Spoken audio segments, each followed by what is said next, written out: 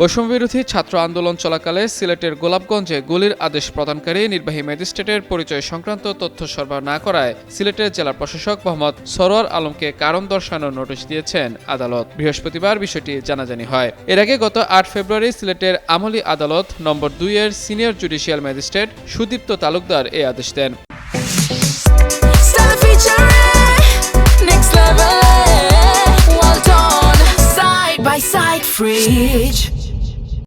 আদালত সূত্রে জানা গেছে ২০২৪ সালের ৪ আগস্ট গোলাপগঞ্জ উপজেলার ধারাবহর এলাকার উপজেলা স্বাস্থ্য কমপ্লেক্সের সামনে বৈষম্য বিরোধী আন্দোলন চলছিল।